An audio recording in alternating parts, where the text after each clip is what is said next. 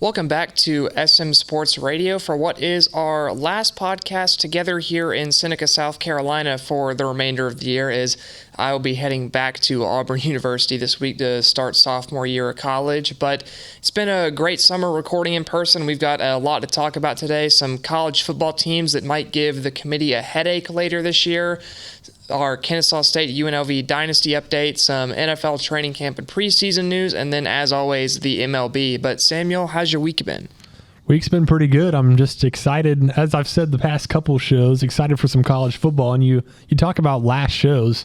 Well, this is the last show before we can start giving some college football picks. So yes, that's something I'm really looking forward to doing starting next week. So stay tuned for that. Yes, very excited for that as well. College football picks are probably my favorite sport to pick out of all of them. I know you are partial to college basketball a lot of the time, but college football is very fun for me, and I know you enjoy it as well. But let's start off with some teams that we think might give the committee a headache later this year. These aren't necessarily teams that we think will make the playoffs, but these are teams that we think could make the committee's life very difficult because of some teams they have on their schedules and the talent levels of these teams. And the first one is a team that I've actually had multiple people text me and ask me why they were not in my college football playoff. I don't know if you have, but that is the Notre Dame Fighting Irish, led by Riley Leonard this year. And this is a team where you pull up their schedule and it doesn't look awful. They play at A&M.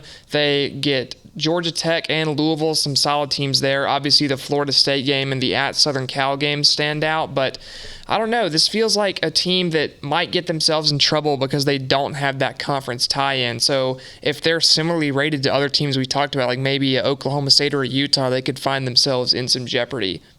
Yeah, and kind of trying a similar formula that they tried last year. Last year, you bring in Sam Hartman, an ACC veteran quarterback, bring him over as your starting quarterback, doing the same thing this season with Riley Leonard. I think it's a little bit of an upgrade over Sam Hartman. I would agree. I could take a debate either way on that, but Notre Dame, honestly, I think more than anything, they could be playing spoiler for a team like Florida State. I don't think Florida State's going to be very good necessarily, but let's say that Florida State has one loss going into South Bend November 9th. I think that's sort of an elimination game for Florida State in that regard, unless Florida State's still in contention to win the conference at that point. And you as a Clemson fan know what can happen when ACC teams travel up to South Bend at night. Definitely don't try your luck there. But in terms of Notre Dame's playoff chances, I think it's going to be an uphill climb. I actually think Notre Dame, and spoiler alert for 2 weeks from now's picks, I think Notre Dame's going to go into College Station and they're going to leave 0-1.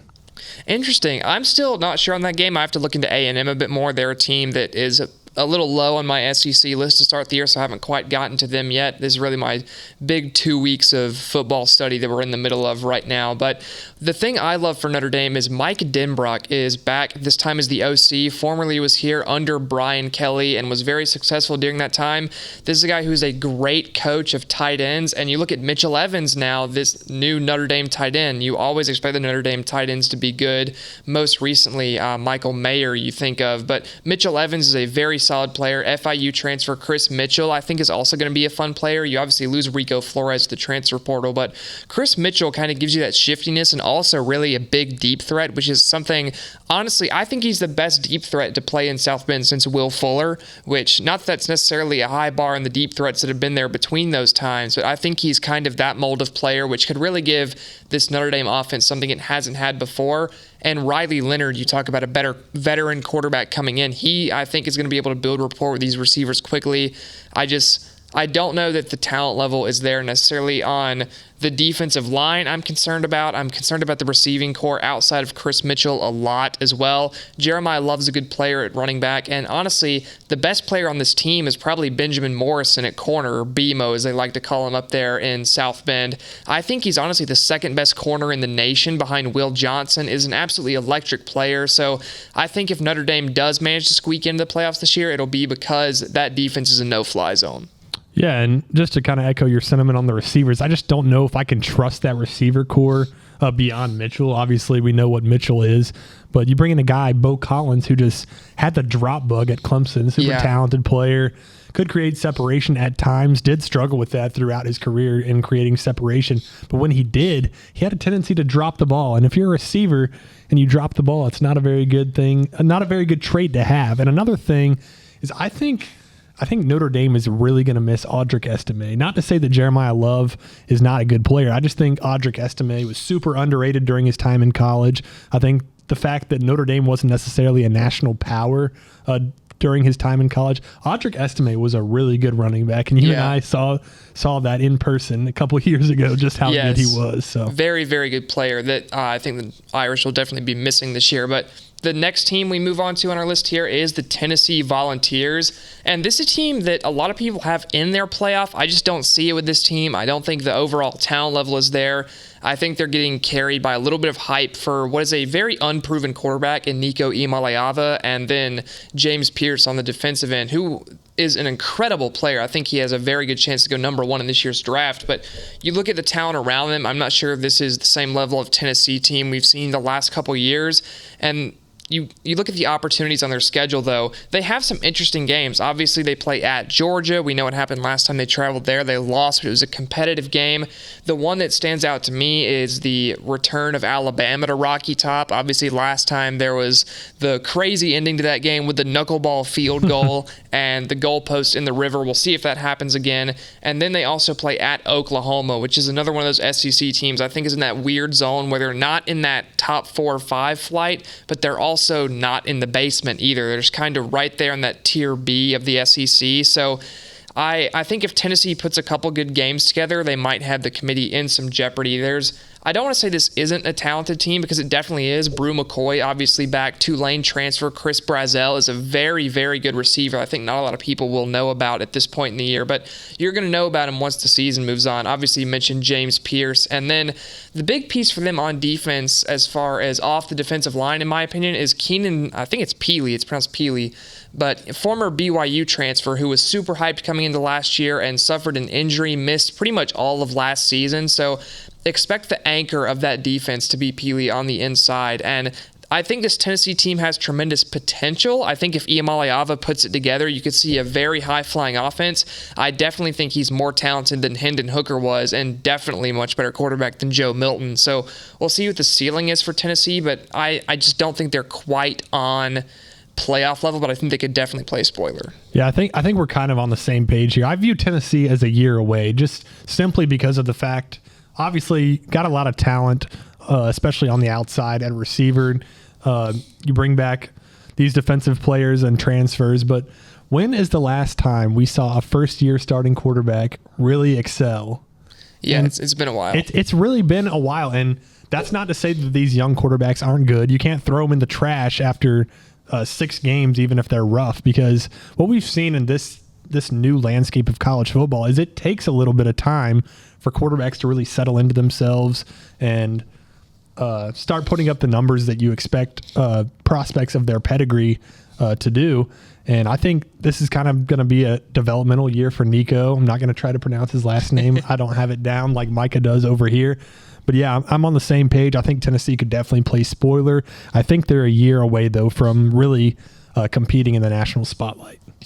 Yeah, definitely. And then the next team on this list is, you'll see what I'm wearing right now. You might call bias on this, which I think is completely fair, but I also think there's potential. That is the Florida Gators, led by Graham Mertz, who was, I think, we're kind of getting Bo Nix effect to a lesser degree with Graham Mertz as far as Wisconsin Graham Mertz versus Florida Graham Mertz. It's a little bit like Auburn Bo Nix versus Oregon Bo Nix, where it's a completely different player now. I wouldn't say he's on the same level that Bo Nix was at Oregon, but he's a very, very good quarterback, probably top 6 in the SEC in my opinion. Very underrated regardless. Yeah, I think he's been very good. And you look at, obviously, this Florida schedule. Everyone knows this is a horrible, tough schedule for Florida. They play 8 top 20 teams as far as the AP preseason poll goes, which is just ridiculous. But you look at the potential spoiler opportunities later down the road. You get Ole Miss at home in the Swamp. You get LSU at home in the Swamp. You get a chance for revenge versus Florida State. And Florida, honestly, has played pretty well in Doak Walker recently. I think that's gone under the radar, but the Gators have played well in Doak Walker the last few matchups. Obviously, there's the chance at Tennessee. We mentioned Tennessee. And then Week 1 versus Miami is a huge opportunity as well. And Kirby Smart kind of owns us, so I'm not saying Georgia's an opportunity. I doubt they get that done. But I think this is, I don't know how many of those games I would pick Florida to win outright, But if you look at one of those games at home, if the Swamp carries them to a win over Ole Miss or to LSU, all of a sudden Florida's giving the committee a bit of a headache with these teams that maybe are right on that bubble up and down. Let's say if Ole Miss goes in with an extra loss somehow and ends up missing the conference title game, and you have some good Big 12 teams come in, I think that presents a big problem for the committee. And Florida has a lot of talent. There's obviously the issues on defense where pretty much no one's home after they all went to the transfer portal, but the offensive talent is there with Montrell Johnson, Graham Mertz, Eugene Wilson is great, Arizona State transfer Elijah Badger. Best receiver in the portal, by the way. Yes. And Wisconsin's transfer Chimera Dyke, who is going to be reuniting with former quarterback Graham Mertz after he did nothing at Wisconsin last year. So we'll see if the chemistry's still there. This is definitely a make or break year for Billy Napier, and I think he's going to know that. And I think Florida's going to upset one of those last three teams on the schedule. Out of LSU, Ole Miss, and Florida State, I think they win one of those games. I'm actually inclined to think that Florida wins two of these three games, and I think the two are going to be LSU and Florida State. We know how I feel about Ole Miss. We know how I feel about Florida State for different reasons. I think that Ole Miss game, you'd have much more of a chance if it wasn't a noon game.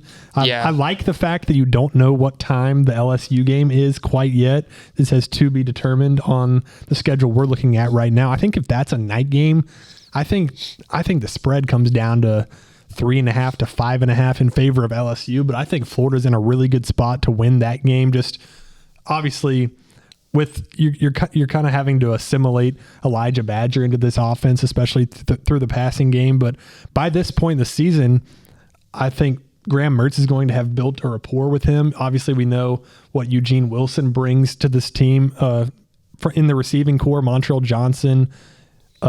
Obviously the bell cow this season for Florida.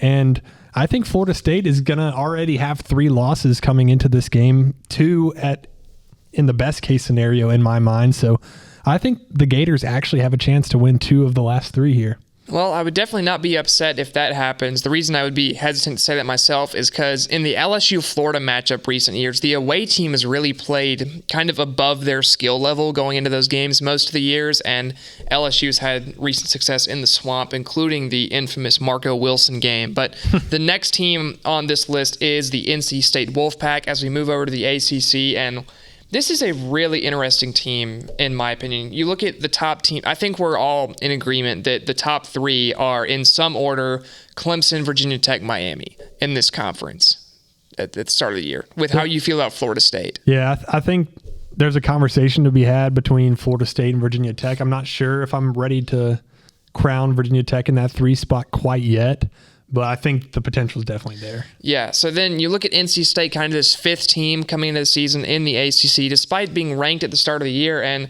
there's no shortage of opportunity on this schedule. You look at the game at Clemson, which I highly doubt they win, but NC State Devil Magic kicks in sometimes at Clemson. We've seen at Clemson, against Clemson. Against Clemson. Not at Clemson. Yeah, not at Clemson as much. The kicker missed that. What was it, 30-yard field goal or something like that? The Devil Magic actually occurs in Clemson's favor in those matchups in Death Valley. But that game is always weird. Obviously, they have the game versus Tennessee, and you look at NC State. This is not a bad schedule. If they can take care of business through most of the schedule, if they can beat Georgia Tech in Atlanta, and if they can beat Tennessee week 1, and all of a sudden you end up with an 11-1 NC State in the ACC championship game, I think that team at least gives the committee some pause, especially if they play Clemson close both times.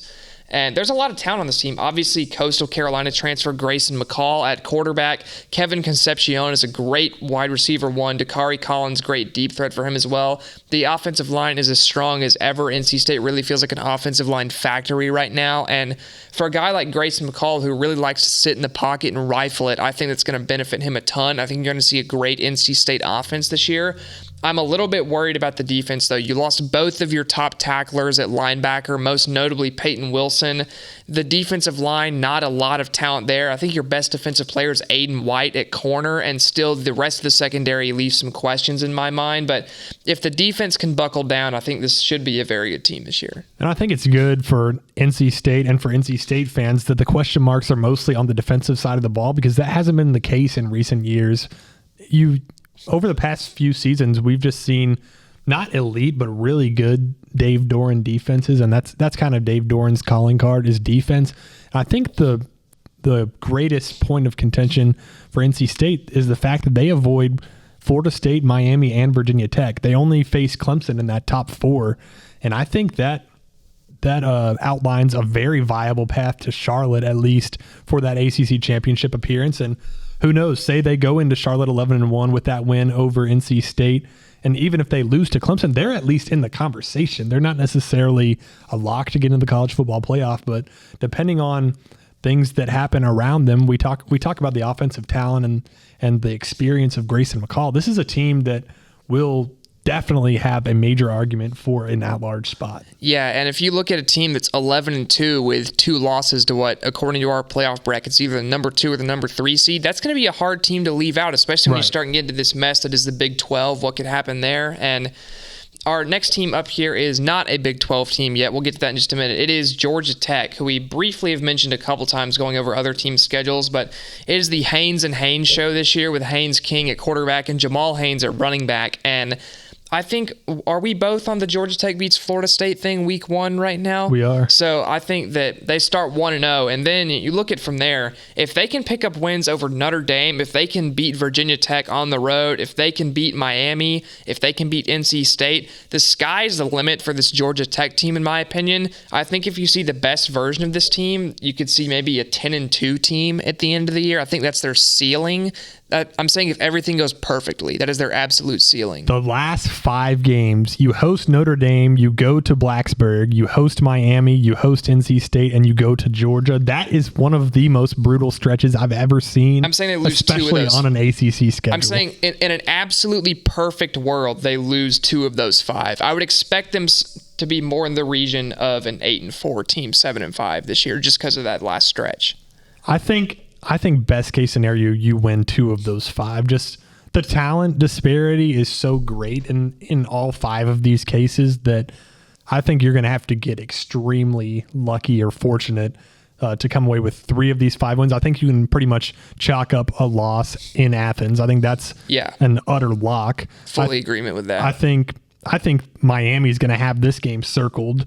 So I don't think Miami's going to lose to them again, especially with all their talent in the trenches, especially. They're just, I think they're just going to overwhelm Georgia Tech. Tech's D-line's going to get bullied in that game. Yeah. They do not have the defensive line for that game. That's very far in the future. I think they have an outside chance the thing is, in both home games against Notre Dame and NC State at home. But I think best case they probably split those, and then at Virginia Tech, that's tough too, because if Virginia Tech is what we think they are, that's going to be about a 20% chance to win. Yeah, that's there. what I'm saying. That's definitely fair. I'm saying, let's say everything goes absolutely perfect for Georgia Tech. That's the world I think they're 10-2 in. I think, like I said, I would more expect an 8-4, 7-5 team. I don't think there's any world where 10 wins on this schedule. I think best case you get 9 maybe, but I'm thinking you got to be really happy if you're Georgia Tech with 8 wins, because the win total now. I would agree. The win total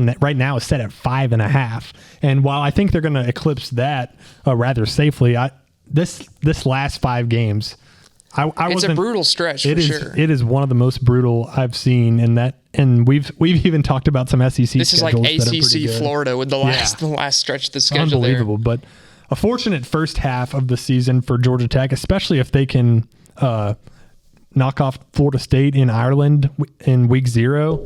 I think that's gonna set them up to possibly go 6-1 or 7-0 to start the season. Yeah, I definitely think that could happen as well. And the reason I like their chances to maybe win more of these than people expect is I like the quarterback. I think if you give me Haynes King or Riley Leonard in a duel, I honestly take Haynes King right now after last season. I think the Haynes King, the 2 that really split hairs for me are Haynes King, Kyron Drones, and Haynes King, Grayson McCall. I think those 2 are, whichever quarterback has the better game in that game probably wins that game. I know the road environment is going to be tough at Virginia Tech, but we'll have to see what happens later this year. Obviously, a very intriguing team in the Yellow Jackets. And our next team is the one that I think could cause the most chaos this year, and that is the West Virginia Mountaineers. They start the year with Penn State at home. They get ranked Kansas at home. They play at Oklahoma State. They get number 18 Kansas State at home. They go to Arizona.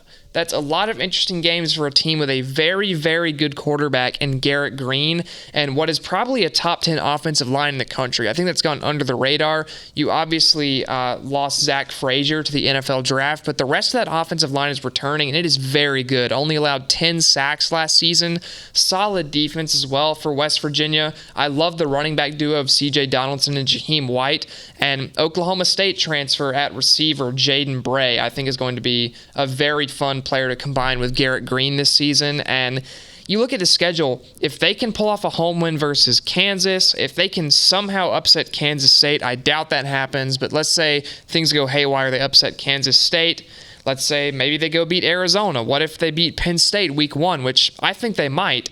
And there's so many opportunities for them to just look at this playoff picture, which we think is going to be crowded with a lot of Big 12 teams at the back end, and just knock one of those teams out of nowhere. Yeah, I think there's definitely a world in which West Virginia wins 2, maybe 3 of these ranked matchups, especially when you consider, hey, you get Penn State at home week 1, you get Kansas at home week 4, you get Kansas State at home. Like, the only 2 ranked matchups on the road in terms of the preseason rankings, like you said, Oklahoma State and Arizona.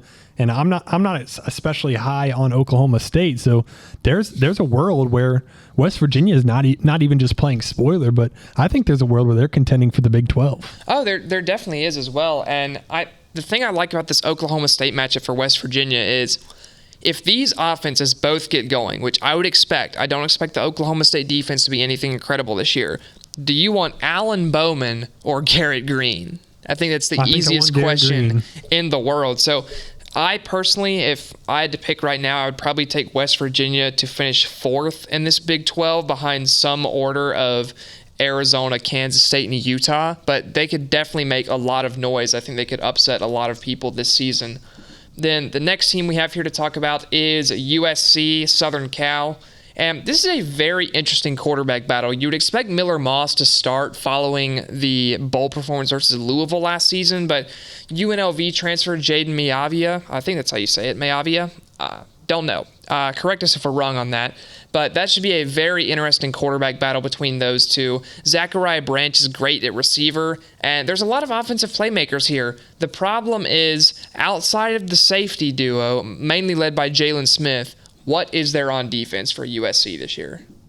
Probably not enough. Yeah. Other than to maybe get hot offensively and win some shootouts. Yeah, and you look at the teams they play this year, the LSU game is so intriguing to me because I don't think LSU has a great defense either. I think you're going to see a shootout in that game. I think they might beat Penn State just because Penn State having to go out there and play that. I don't trust Drew Aller at all. I know they talk about the crowd doesn't show up in LA, but if that's a highly ranked matchup, I think that should be a top 15 matchup by that point in the year. I think Penn State might not turn up for that game. I think that could get sideways in a hurry. The Notre Dame rivalry is always an interesting game. Nebraska, I think, is going to be a very weird game for this team because you look at this late into the year with only 3 games left, you don't know how much Dylan Raiola is going to be settled into that offense. I think you could see a crazy shootout there. So this USC team is one team where I think you could see them maybe go 8-4 with wins over LSU and Penn State, but losses to maybe Nebraska in the schedule somewhere. I think this is going to be a very weird team this season once we get to the end of the year. Yeah, and I don't necessarily think they're going to be able to compete with any teams that have a pulse defensively, but no, they're losing to Michigan. Pencil that in right now. You can go ahead and chalk that one up as an L, especially in Wisconsin. In Ann Arbor, and Wisconsin. But some of these other teams, like I'm not sure that LSU, like you said, is going to be able to really do anything crazy or special to stop this Southern Cal offense. I'm not sure that Notre Dame is going to have enough to go in to Los Angeles and win that game.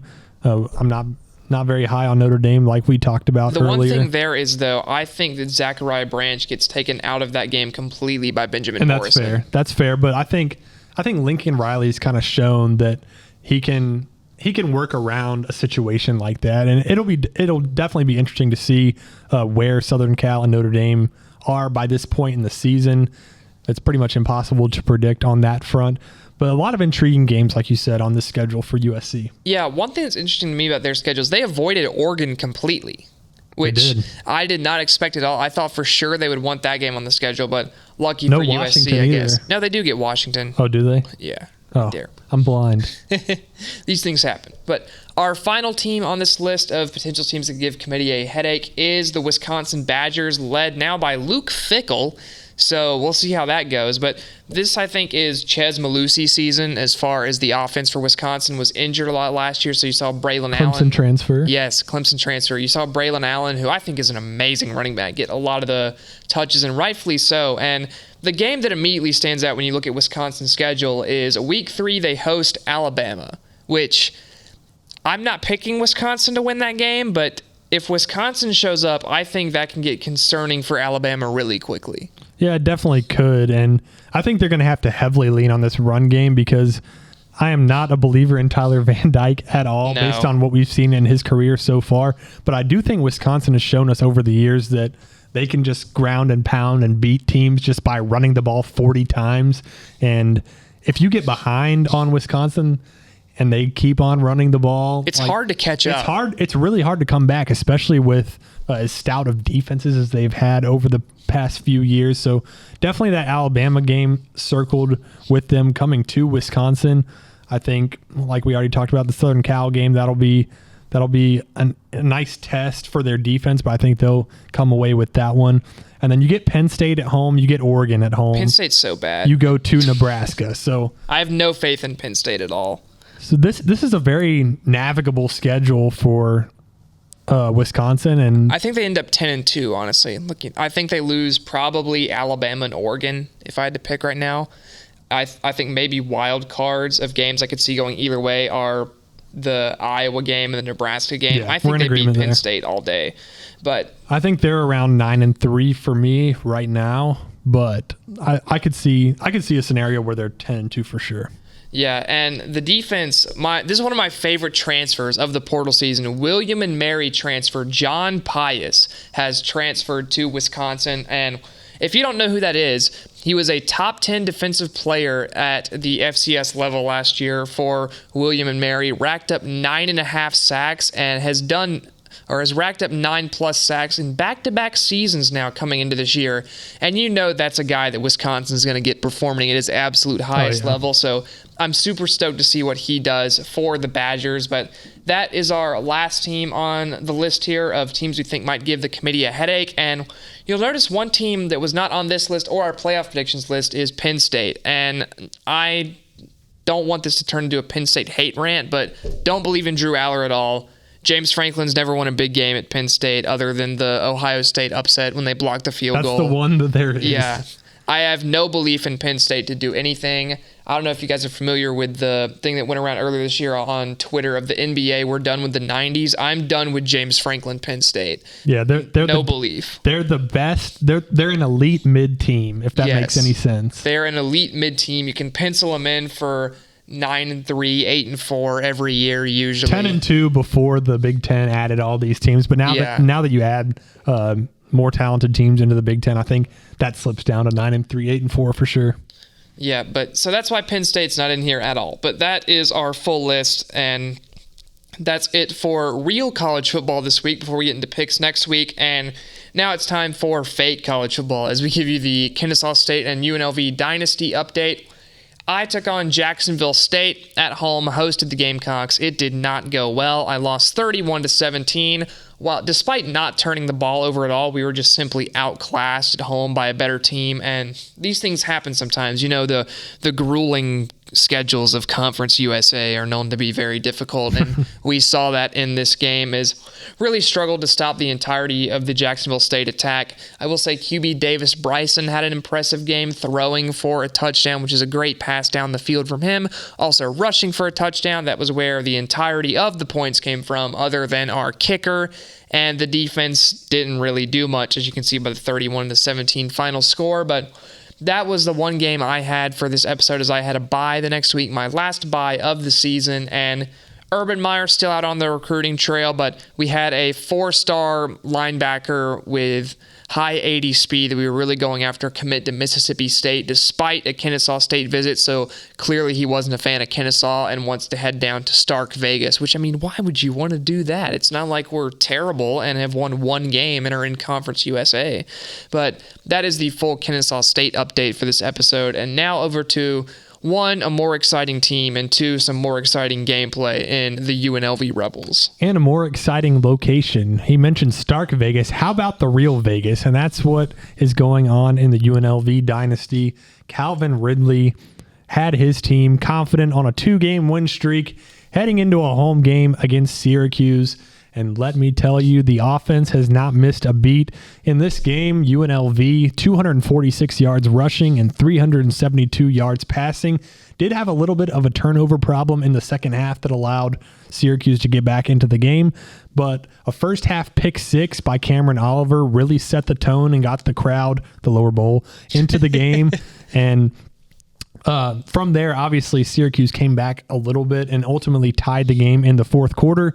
But a game-winning field goal by Jose Pisano gave the UNLV Rebels their 3rd consecutive win in a row for a 51-48 win to advance to 3-2.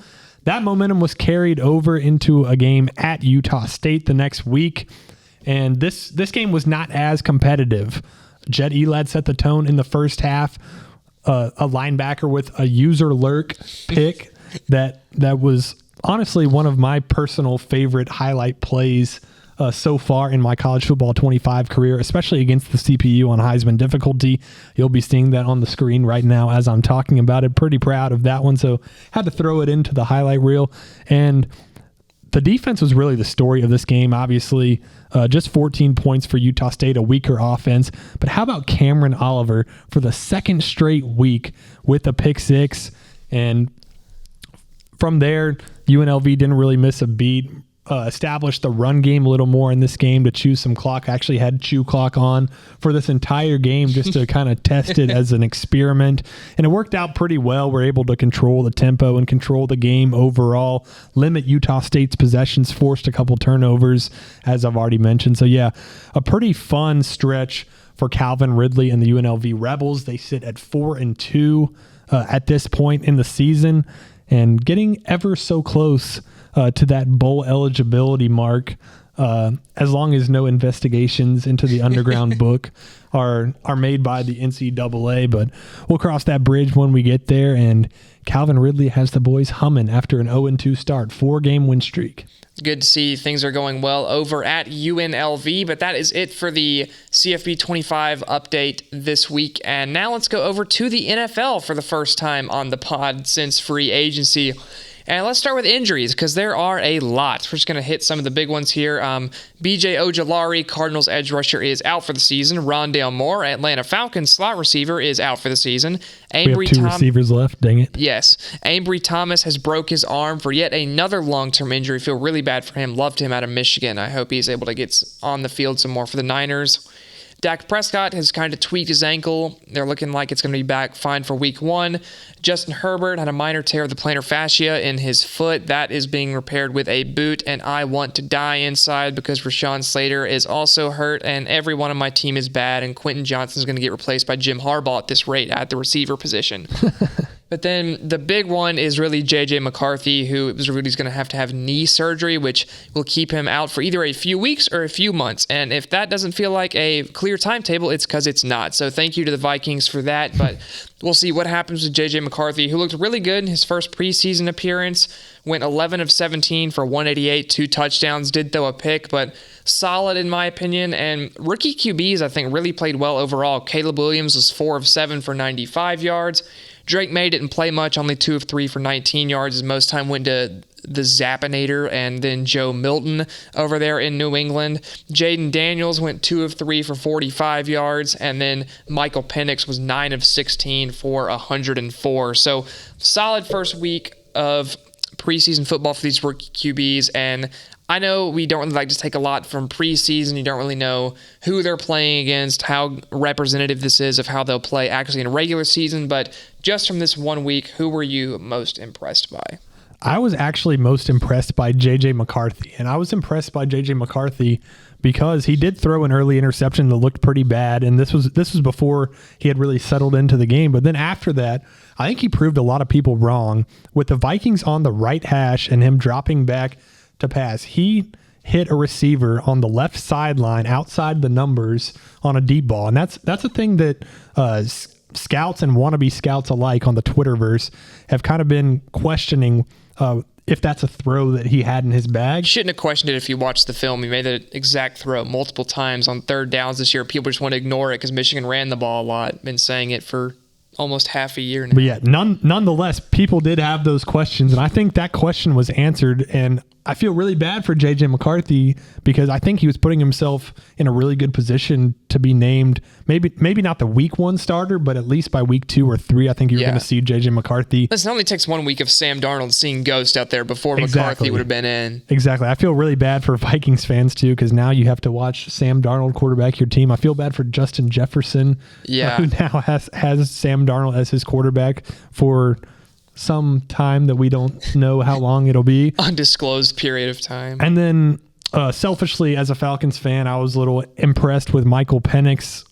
Obviously made some big-time throws. I think even on some throws that weren't necessarily his bread and butter, I think he's shown a lot of improvement in his short time in the league. And then I know we didn't get much from Drake May, but I did see a couple clips from a joint practice yesterday where he connected on a couple deep balls. So that was really nice to see as well. Yeah, the arm is definitely there for May. I think he's going to get better and better the more experience he gets. I actually want to give a shout out to Bo Nix, who I thought played solid, not incredible, but I was also most impressed by J.J. McCarthy. I do want to talk about Bo Nix a little bit, though. Went 15 of 21 for 125 and a touchdown in a solid performance. I would still expect Jarrett Stidham to be the week 1 starter for the Broncos, but I think Bo Nix at least putting himself in the conversation, which with how old he is as a rookie is something he needs to do sooner rather than later, but that's kind of your roundup for preseason week 1 so far. We'll have more news as the preseason keeps going. But finally, over to the MLB, where there's some good division races happening right now,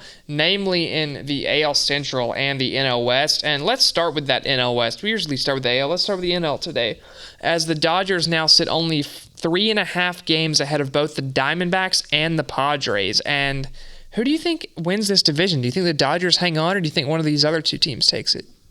I don't know who it's going to be, but I will sit here and say on August the 13th of the year of our Lord 2024 that it will not be the Dodgers. It'll either be the Diamondbacks or the Padres.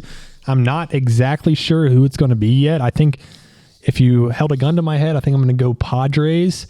But these Diamondbacks and Padres both, since July 1st, account for 2 of the best 3 records in all of Major League Baseball. And that's not a small sample size. You're talking about a month plus 2 weeks even.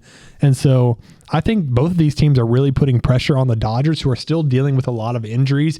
You're just now getting Mookie Betts back, but a lot of injury problems still in that rotation. And I think the Diamondbacks and Padres, for whatever reason, have kind of found that swagger that teams need down the stretch here in the season. I think the Dodgers are you obviously can't play defensive baseball in the standings, but that, in my mind, that's what's happening. It feels like the Dodgers are just holding these teams off. And I know this isn't a thing in reality, but at least in my head, it feels like San Diego and Arizona are on the offensive or on the attack in terms of this division race. I definitely agree, and I would actually pick the Padres outright. I just like their nature a little bit more than the Diamondbacks right now. I think they're less streaky. The Diamondbacks, they and the Padres have both been good. I think the Diamondbacks are more prone to go on a losing skid than the Padres, just the way these teams are built. And I love this Padres lineup right now. They are tearing the cover off the baseball. You look at the rotation led by Dylan Cease. It's in incredible form right now. I like the Padres a lot to win this division. How about Jackson Merrill inserting himself into the NL Rookie of the Year race? I feel like he's hitting a home run every ninth inning. He loves a ninth inning home run recently. And he's been incredible, showing why he's such a highly touted prospect. But I think the Padres do get this done and win this division. The next close race is over in the AL Central, where the Guardians sit 3.5 ahead of the Twins and 5 ahead of the Royals. And the Guardians are not on good form, 3-7 in their last 10. And honestly, I think the team playing the best baseball in this division right now is the Twins. It definitely is the Twins. There was an argument at at a certain point, whether it's the Royals, but if you really look at the Royals schedule, they've only won 3 or 4 series against really good teams. They've struggled especially against the Twins and Guardians. So if you struggle within your own division against teams you're trying to catch in the Twins and Guardians, I think you're going to have a really hard time. But I really like the way that the Minnesota Twins are swinging the bats, especially right now. And I think the Guardians hear the footsteps for sure. I would completely agree with that. And now let's look at the 2 wild card races. Over in the NL, it's the Diamondbacks and the Padres tied atop for the first 2 seeds, both 4 games to the good. The Braves right on that line right now in the final wild card spot. The Mets 1 game back of them, Cardinals 2.5, Giants 2.5, then Cubs at 4 and Reds at 4.5. I would say that this really, for me, is Braves, Mets, Cardinals, Giants for the last spot here. At this point in the year, I don't think the Cubs or the Reds have the juice to get back into this. But I know you're a Braves fan. So as of right now, do you think this Braves team has what it takes to hang on to a playoff spot? I do. And part of that is because, obviously, for the past month and a half, you've had a lineup that featured 3 to 4 automatic outs. And over the past couple weeks, you're kind of dwindling that number further down and further down. Obviously, the trade for Jorge Soler has an OPS over 1,000 since coming over for the Braves. The Braves have struggled in that time due to some regression from the bullpen that's been letting them down. Most notably on Saturday evening, I believe, the Braves were leading 8-2 in the 8th inning and lost the game 9-8 after giving up 7 runs in that 8th inning. But back to the lineup, you insert Soler in there. You're getting Michael Harris back on Wednesday night. So today, by the time you're watching this podcast, that takes out 2 automatic outs that you had been running out there every day. And then in about 3 weeks, maybe 4 at worst, you get Ozzie Albies back. So by that time, if the Braves haven't fallen all the way out of it, by the time they're back at full strength without Ronald Acuna and Spencer Strider, I think the Braves are clearly more talented than the Mets, Cardinals, and Giants. I don't necessarily think that they're playing better baseball right now. They clearly aren't. 3-7 in their last 10 and having some issues pitching. I think the pitching is going to regress to the mean, or positively regress to the mean a little bit. Something I've talked about with you personally. The Braves' opponent batting average on balls in play, especially out of the bullpen since the All-Star break, is just an astronomical number. I believe it's .417 batting average on balls in play for their opponents, which if you're not too familiar with that stat, that is an absurdly high number for that statistic to be on. And I kind of chalk that up as just being incredibly unlucky. Honestly, if you're asking me about this in a wild card race, I don't necessarily see the Giants as a threat just because of their lineup. I don't necessarily consider their lineup to be up to par with some of these other teams, but I definitely think it's going to come down to the Braves and the Mets and maybe the Cardinals. I'm not entirely sold on the Cardinals yet, but long answer to a short question, yes, I do believe the Braves hang on and keep that 3rd wild card spot. I think the 3rd wild card spot is also an NL East team, but I think it's the Mets. I am very concerned with this Braves bullpen right now. I know it's easy to say, well, the bullpen will turn it around, and the BABIP. Well, the BABIP cannot get worse. The BABIP cannot get worse, and I understand that. But also, I feel like part of this is just maybe the bullpen regressing also in itself. And I think that once a bullpen starts to do that, it's really, really tough to get it back on track. And even if it's just a weird BABIP thing, that can get in your head as a pitcher too, and that can maybe kind of affect how you're pitching, saying, oh, I don't want to allow a ball in play. You try to make more swing and miss stuff, and all of a sudden you're out of the zone more. You're walking guys. So I'm a little bit concerned about this Braves bullpen right now, and because of that, I think if really you're looking at a 2-week stretch where the Braves are mostly relying on starting pitching to win games and the other 2 facets of the game aren't there, I think in that stretch they might fall just a little bit too far behind the Mets to catch back up. On the other hand, Mets, notorious chokers at the end of the year. So, and my one rebuttal to that is the Braves are coming out of a stretch where before last night you win, well, Monday night you win a game, Chris Sale versus Blake Snell game, in which the 2 pitchers for just the 4th time in MLB history, the 2 pitchers went 7+ innings with 10+ strikeouts and less